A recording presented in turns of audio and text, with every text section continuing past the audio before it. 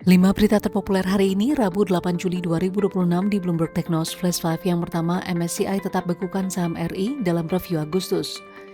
MSCI kembali mempertahankan status pembekuan aksesibilitas pasar saham Indonesia dalam hasil review Agustus 2026. Keputusan itu membuat Indonesia belum masuk daftar pemantauan untuk kemungkinan kenaikan status pasar. Kondisi ini dinilai masih menjadi sentimen bagi arus modal asing, sementara pelaku pasar menantikan langkah regulator dalam meningkatkan likuiditas dan aksesibilitas pasar modal domestik. Kedua, cadangan devisa RI akhirnya naik usai turun 5 bulan beruntun.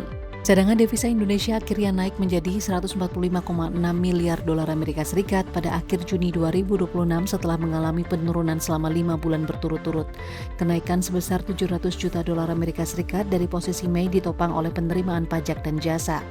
Bank Indonesia menyebut posisi cadangan devisa tersebut setara dengan pembiayaan 5,5 bulan impor sehingga mampu menjaga ketahanan sektor eksternal dan mendukung stabilitas nilai tukar rupiah. Ketiga, pajak 2026 terancam shortfall, Purbaya ancam rumahkan pegawai. Menteri Keuangan Purbaya Yudi Sadewa memperkirakan penerimaan pajak tahun 2026 hanya mencapai 2.310,8 triliun rupiah, lebih rendah dari target APBN 2.357,7 triliun rupiah. Artinya terdapat potensi shortfall hingga 46,9 triliun rupiah. Purbaya menegaskan akan mengevaluasi kinerja Direktorat Jenderal Pajak dan mengancam merumahkan pegawai yang tidak bekerja optimal apabila target penerimaan negara terus meleset. Keempat, Purbaya ogah perpanjang tenor penempatan SAL di Himbara. Menteri Keuangan Purbaya Yudi Sadewa memastikan pemerintah tidak akan memperpanjang tenor penempatan dana SAL senilai 85,6 triliun rupiah di bank-bank Himbara.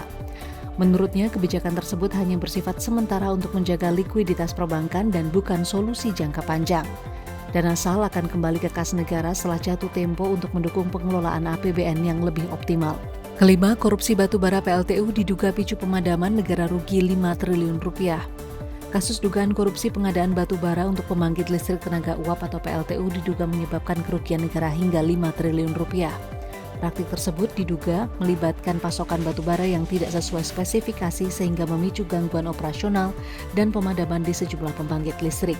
Aparat penegak hukum masih mendalami pihak-pihak yang diduga terlibat dalam kasus tersebut. Itu dia 5 berita terpopuler pilihan Bloomberg Technos hari ini. Ikuti terus update selanjutnya di www.bloombergtechnos.com.